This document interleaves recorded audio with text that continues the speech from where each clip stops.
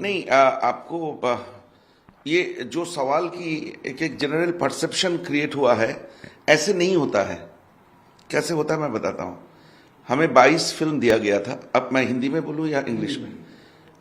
हमें 22 फिल्म दे दिया गया था। हर जितने बड़े फेस्टिवल होते हैं दुनिया में, कान, बर्लिन, रॉटरडम, सो जूरियों के पास 20 से 25 फिल्म दिया जाता है, सिलेक्टेड 20-25 फिल्म जो उनको जज करना होता है।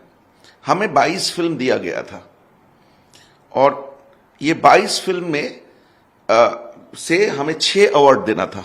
बेस्ट फिल्म अवार्ड देना था, best director, best actor, best female actor, special jury award, I mean aesthetical values and artistic values के लिए, और बेस्ट डेब्यू डायरेक्टर। सो ये 6 अवार्ड देना था। हमने 22 फिल्म को देखे, एक एक फिल्म को लेके डिस्कशन किए और करके, और उनमें से क्राइटेरिया था artistic value, camera, editing, sound, story telling, acting, सब मिला के हमने 5 फिल्म को सिलेक्ट किए अवार्ड के लिए, जिनमें एक फिल्म को 2 अवार्ड मिला, एक ईरानियन फिल्म को, और बाकी 4 फिल्म को एक एक करके अवार्ड मिला। सो 5 फिल्म के अवार्ड मिला हमारी। और ये जो अवार्ड था ये यूनानिमस था। हम सब ने एग्री किए थे कि ये 5 फिल्म की आर्टिस्टिक एंड वैल्यू और फेस्टिवल की जो हमारी रूपरेखा थे उसके हिसाब से these are the best choice for the awards. So हमने 5 फिल्म को 6 अवार्ड अनाउंस किए। दैट मीन्स 22 फिल्म से 5 फिल्म को अवार्ड मिला, 17 फिल्म रिजेक्टेड हो गए। ये 17 फिल्म में कश्मीर फाइल था, और इनमें दुनिया की one of the tallest director Krzysztof Zanussi, उनकी फिल्म भी था। तो अगर मुझे, आप ये बताइए, अगर मुझे जिम्मेदारी मिले बेस्ट फिल्म चूज करने का और अवार्ड देने का, मैं उसके बारे में बात करूंगा या जो फिल्म रिजेक्टेड हो गए उसके बारे में बात करूंगा? जिस फिल्म को अवार्ड मिला है एज अ जूरी, हमें उसके बारे में बात करना था। तो ये 26 तारीख को ये सब कुछ हो गया, हमने अवार्ड फाइनल कर लिया। 27 तारीख सुबह 11 बजे हम सारे जूरी मिलके एनएफडीसी और फेस्टिवल डायरेक्टर के पास गए, हमारी ऑफिशियल प्रेजेंटेशन दिए, और ये ऑफिशियल प्रेजेंटेशन में वो सारे फिल्म को अवार्ड क्यों दिए, कैसे दिया गया, क्या क्या क्राइटेरिया था, सब हमने बता दिए। उसके बाद 12 बजे हमारी प्रेस कॉन्फ्रेंस था, और वो प्रेस कॉन्फ्रेंस में हम सारे जूरी बैठे, एनएफडीसी की सीईओ भी थे, और पूरे दुनिया भर की प्रेस थे, पूरे फुल हाउस प्रेस कॉन्फ्रेंस हुए। वहां पे भी 40 मिनट बेहतरीन डिस्कशन हुई। और as a practice, as a etiquette, as an ethics, jury board का काम है जिसको हमने अवार्ड दिए उसके बारे में बात करना, जिसको अवार्ड नहीं दिए उसके बारे में हम बात नहीं करते हैं, राइट?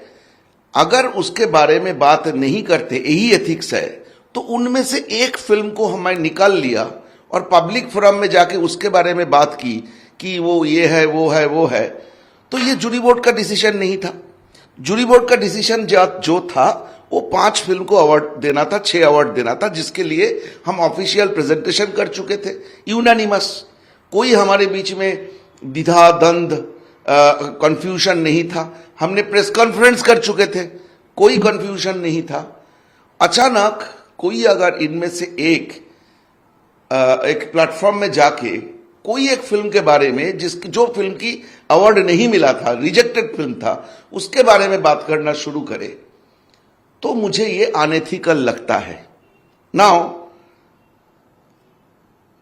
जूरी बोर्ड की जो डिसीजन था, मैं उस जूरी बोर्ड के शामिल था, और सारे डिसीजन हमने पांचों की सहमति से हुआ था। यह सहमति 5 फिल्म के लिए था, जो 5 फिल्म को अवार्ड देना था। बाकी 17 फिल्म को क्यों अवार्ड नहीं दिए हमने, उसके बारे में हमने बात नहीं करते हैं। हमने कैमरा के लिए, साउंड के लिए इकट्ठा करके एक ओपिनियन बनाते हैं, जोड़ते हैं, जो टॉप 5 फिल्म होता है उसको अवार्ड दिए। हमने नीचे की बाकी फिल्म के बारे में बात करने की कोई गुंजाइश नहीं है, बात करने की कोई जरूरत नहीं था। अगर आपका कोई स्पेसिफिक पॉलिटिकल एजेंडा था तो आप बात करेंगे, नहीं तो उसके बारे में, कोई एक पर्टिकुलर फिल्म के बारे में आप बोलिए ना। सिंपल लॉजिक है।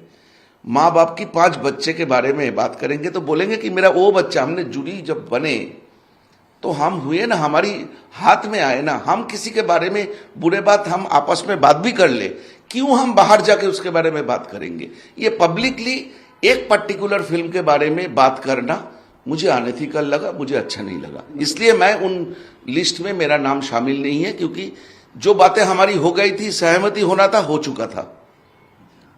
वो एक फिल्म के बारे में क्या ओपिनियन रखता है उसके बारे में मैं मेरी जिम्मेदारी, मेरी जज होने की, जुरी होने की जिम्मेदारियों की जो लिस्ट है, उस लिस्ट में वो आता नहीं है। मतलब कोई डिस्कशन नहीं हुआ था? डिस्कशन जरूर हुआ था, कश्मीर फाइल जरूर डिस्कशन हुई थी, तभी तो मतलब उसको अवार्ड नहीं मिला। आर्टिस्टिकली वो फिल्म हमारी जो क्राइटेरिया था उस क्राइटेरिया में आ नहीं रहे थे, और जो 5 फिल्म था जो जिसको अवार्ड मिला वो आ रहे थे, इसलिए उनको अवार्ड मिला, इनको अवार्ड नहीं मिला। एज ए जज, एज ए जूरी, मेरी जिम्मेदारी है उस 5 फिल्मों के बारे में जो फिल्म को अवार्ड मिला है। मैं बाकी 17 फिल्म उसके बारे में कोई टिप्पणी नहीं करना चाहता। आपको एक फिल्म अच्छा लग सकता है, मुझे वो फिल्म बुरा लग सकता है, लेकिन अगर ये पब्लिक ओपिनियन है, फिल्म मेकर के हिसाब से ओपिनियन है, आप एक जब पत्रकार है उसके हिसाब से ओपिनियन है, लेकिन आप जब जज है, आप जब जूरी है, आप एक कोई पर्टिकुलर फिल्म के बारे में बात करना अनएथिकल है। आप जूरी बोर्ड की एथिक्स को ब्रेक करते हैं। मतलब लगता है, आपको महसूस होता है कि जो प्लेटफॉर्म मिला इसी का, जो पावर मिली, उसका मिसयूज किया? मुझे लगता है उसके दुरुपयोग हुआ है, क्योंकि वो करना नहीं चाहिए था। क्योंकि जूरी बोर्ड ने जो डिसीजन देना था वो दे चुके थे, डायरेक्टर को दे चुके थे, फेस्टिवल डायरेक्टर को दे चुके थे, प्रेस के सामने दे चुके थे। दोबारा उसकी जेनेसिस करने की कोई जरूरत नहीं था। हम बहुत अच्छे माहौल था उस दिन स्टेज पे, हम जा रहे थे, एक एक को अवार्ड दे रहे थे। अचानक अगर कोई एक फिल्म जिसको हमने अवार्ड नहीं दिए, वैसा 17 फिल्म था, लेकिन एक पर्टिकुलर फिल्म को उठा के बात करना ये अच्छी बात नहीं थी। बाकी जो, जैसा कि अभी आपने कहा, वाकई में आप संतुष्ट थे एज ए जूरी जिस तरह से कश्मीर फाइल को कला, मतलब सभी सदस्यों ने? हाँ, क्योंकि ये एक इंटरनेशनल फिल्म फेस्टिवल है, यहाँ पे कंपटीशन बहुत ही फियर्स होता है। मैंने बताया आपको, Krzysztof Zanussi, the tallest film maker of our time, living legend, उनकी फिल्म था, उनकी फिल्म को भी हमने अवार्ड नहीं दिए। लाभ दियास करके एक फिलिपिनो डायरेक्टर थे, one of the most celebrated director in the world, उनकी फिल्म को हमने कोई अवार्ड नहीं दिए। तो आप समझ सकते हैं कि लड़ाई कितना खतरनाक था। सो ये लड़ाई में अगर कोई फिल्म उभर के ना आए तो फिल्म की डिमेरिट नहीं हो सकता। हमने नहीं कर पाए, हमारे सामने 22 बेहतरीन फिल्म था, और जो कांटे की टक्कर था हर फिल्मों के बीच में। तो एक चीज और है सर, कि कश्मीर फाइल को किसी भी तरह का पुरस्कार ना देना, ये सबकी सहमति थी? सबकी सहमति थी। जैसे क्रिस्टोफ जानूसी की फिल्म को अवार्ड ना देना सहमति थी, और भी डायरेक्टरों की फिल्म, अब हमारी इंडिया से एक वो फिल्म था स्टोरी टेलर, जो सत्यजीत रे की कहानी से आधारित था, हमने स्टोरी टेलर को कहा अवार्ड नहीं दिए। ऐसे बड़े बड़े फिल्मों को अवार्ड नहीं दिए। क्या मैं एक फिल्म को लेके उसको गाली दूं? मेरी वैल्यू सिस्टम मुझे इजाजत नहीं देते हैं। जब मैं जिम्मेदार हूं कोई चीजों की, मैं उसको सेलिब्रेट करूंगा। फेस्टिवल को कैसे सेलिब्रेट किया जाता है? फेस्टिवल को, उसमें जो फिल्मों को अवार्ड मिला है उसके बारे में बात करके मुझे सेलिब्रेट कर। क्या बेहतरीन फिल्मों को हमने अवार्ड दिए। ईरान में अभी जो क्राइसिस चल रहा है, उस क्राइसिस के ऊपर एक फिल्म बना है, नो एंड, उस फिल्म को हमने 2 अवार्ड दिए, सो बेस्ट एक्टर का अवार्ड, बेस्ट डायरेक्टर का अवार्ड। उसके बारे में आप कितना मुझसे बोलने के लिए बोलिए, मैं बोलता जाऊंगा, इतना बेहतरीन फिल्म था। सो एज अ जूरी मैं उनके बारे में बात कर सकता हूं जिनको हमने अवार्ड के लिए सजेस्ट की। जो फिल्म को अवार्ड नहीं दिया गया, मुझे नहीं लगता है उसके बारे में बात करना चाहिए। भाई साहब, आपको समझना पड़ेगा, मैं अल्टीमेट जूरी नहीं हूं, अल्टीमेट जूरी जनता है। आप 5 को लाके बिठा तो दिए थे, हमने हमारी ओपिनियन में से 5 फिल्म को दिया। अगर millions of Indian, 50 crore Indian भी अगर ये एक फिल्म को देख के उसको अपना ले और इतिहास क्रिएट करे, मैं कोई नहीं होता हूं उसके बारे में वो बुरा है, वो भलगर है, वो प्रोपेगेंडा है, मैं बोलने की अब मेरी ताकत नहीं है। क्योंकि मेरी फिल्म, मैं फिल्म मेकर हूं, मेरी फिल्म जब पब्लिक देखते हैं, क्रिटिक्स कुछ भी लिखते हैं, लेकिन जब पब्लिक ओपिनियन से मेरी फिल्म डिसाइड होता है ना, वो है असली ओपिनियन। तो कश्मीर फाइल के बारे में आपकी, अगर हम सुदीप्त की राय पूछें, मैं ऐसा सुदीप्तदा का राय बोलने के लिए आप मेरे पास नहीं आए, आप एक इफी की जूरी के हिसाब से आए हैं। मैं क्रिटिकल डिस्कशन यहीं पे नहीं करना ना, आपको तो वो बाइट चाहिए जो बाइट से आपका कंट्रोवर्सी चल रहा है। मैं एज अ फिल्म मेकर बात नहीं कर सकता, मैं as a jury board member बात कर रहा हूँ। ओके, अच्छा, जूरी के सदस्य के रूप में आप क्या मानते हैं, किन किन चीजों को ध्यान में रखना होता है? एक, उसकी कैमरा वर्क, कैमरा कितना रेलिवेंट है, उसकी एडिटिंग, उसकी साउंड, उसकी स्टोरी टेलिंग, स्क्रिप्ट कितना मजबूत है, एक्टिंग कितना मजबूत है, उसकी ओवरऑल पैकेजिंग कितना मजबूत है। ये आर्टिस्टिक वैल्यू, मतलब आप टर्मिनोलॉजी के हिसाब से उसमें आर्टिस्टिक वैल्यू होती है, एस्थेटिकल वैल्यू होती है, उसकी रेलिवेंस की इंपॉर्टेंस होती है। जैसे मैंने बताया, नो एंड के लिए हमने चूज किया, हमें लगा नो एंड एक ऐसा फिल्म है, उसकी जो राइटर है, उसकी जो स्क्रिप्ट राइटर है, वो स्क्रिप्ट राइटर अभी जेल में है, जाफर पनाही नाम है उनकी, 6 साल की जेल मिला है ईरानियन गवर्नमेंट के खिलाफ बात करने के लिए। तो आप समझ सकते हैं कि कितना पावरफुल फिल्म था। तो डायरेक्टर बोल रहे थे कि मैं वापस जाऊंगा तो शायद मेरी कंट्री में मेरी अरेस्ट हो जाएगी। तो इतने मजबूत, इतना बेहतरीन सारे फिल्म था। मुझे मजा आएगा कि अगर आप जो फिल्म अवार्ड मिला है उसके बारे में बात करेंगे। मैं क्यों एक फिल्म को जिसको अवार्ड नहीं दे पाए उसके बारे में क्यों बात करूं? और पूरे फिल्म इंडस्ट्री थे, दुनिया भर की बड़े बड़े फिल्म मेकर सब आए हुए थे, उसमें एक फिल्म जिसको हमने 17 फिल्मों से एक फिल्म जिसको अवार्ड नहीं दिए, उसके बारे में मैं क्यों बात करूं? अगर मैं बात करूं तो मुझे उसके साथ पर्सनल एनिमिटी होगा। मुझे स्टेज मिला तो मैं आपके खिलाफ जाके बात कर दिया, ये भाई साहब बहुत बदतमीज इंसान है, बदमाश है। नहीं तो क्या होगा? मैं क्यों एक फिल्म के बारे में बात करूंगा उन 17 फिल्मों में जिसको हमने अवार्ड नहीं दी? ये एक ह्यूमन साइकोलॉजी है। हम जीत को सेलिब्रेट करते हैं, हारने को सेलिब्रेट नहीं करते हैं। तो उनको बात नहीं करना चाहिए था, बहुत अच्छा होता। ये फेस्टिवल इतनी सुंदर इन लोगों ने इस बार आयोजित किया था, 53rd इफी। मैं 25 साल से इफी जा रहा हूं, इतनी हर बार को ना कोई प्रॉब्लम रहता है, इनकम्प्लीट होता है। इस बार इतना बेहतरीन अरेंजमेंट था, मतलब बाकायदा सही मायने में एक इंटरनेशनल फेस्टिवल बनाए थे इस बार।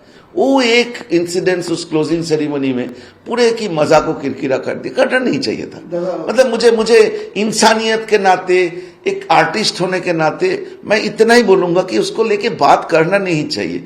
लूजर्स के बारे में कोई बात नहीं करते हैं। एक बंदा स्टेज पे जाके अपनी मन की भड़ास अगर निकाल दिया तो निकाल दिया। अच्छा दादा, जब से ये फिल्म वैसे रिलीज हुई है तभी से कंट्रोवर्सी चली है, अच्छी बात है ना। तो आपकी फिल्म भी कंट्रोवर्सी में घिर रही है, घिरने वाली है, क्या कहेंगे? मुझे कंट्रोवर्सी कहा, केरला स्टोरी कंट्रोवर्सी में घिरने वाले सब्जेक्ट नहीं है। ये ट्रू स्टोरी आधारित है। एक भी शब्द उस फिल्म में ऐसा नहीं है जो मेरा इमेजिनेशन है।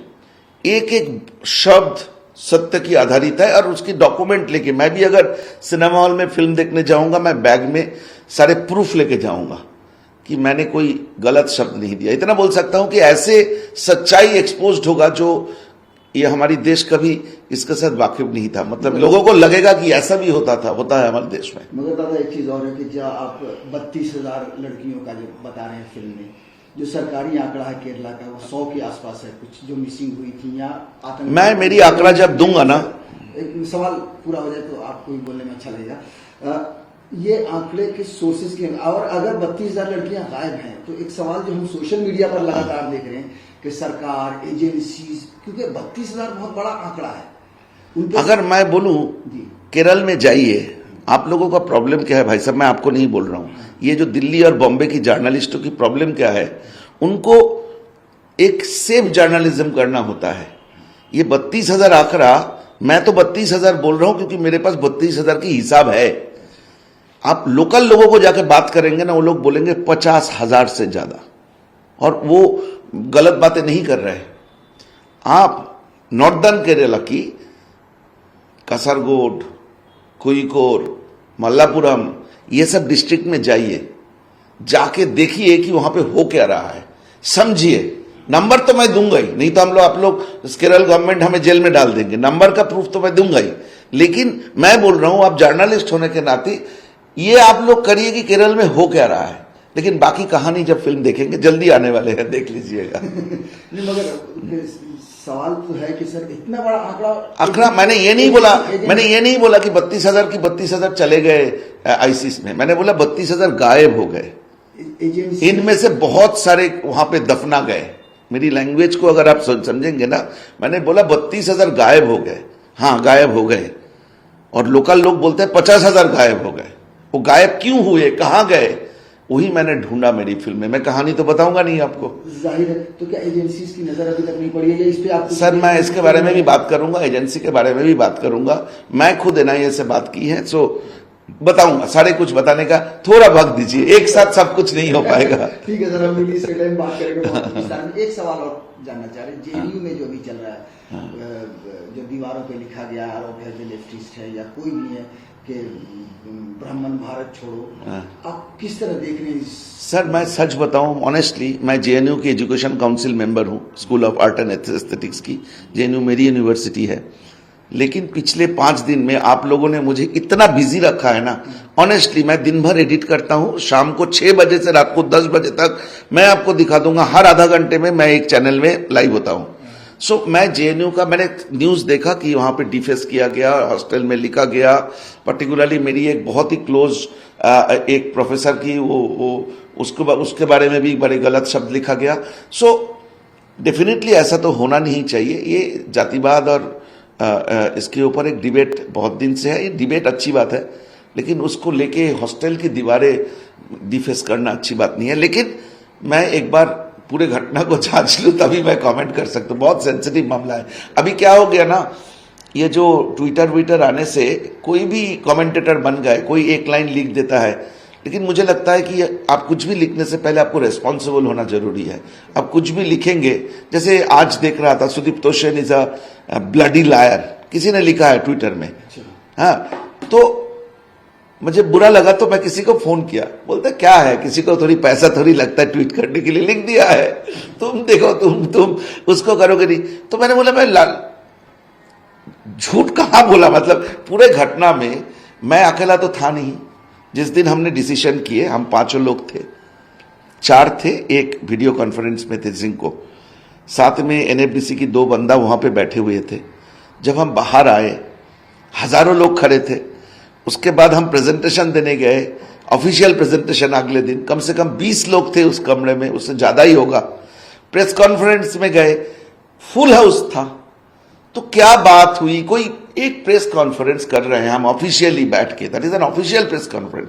अगर जूरी बोर्ड यूनानिमस नहीं होता तो नदाफ वहां पे भी बोल सकते थे कि ये भलगर है, वो है, नहीं बोला।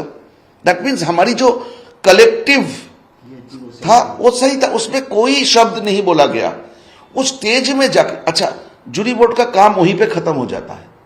एक बार प्रेजेंट हैंडओवर कर दिए रिजल्ट, आप प्रेस कॉन्फ्रेंस करके बोल दिए, जूरी बोर्ड का काम खत्म।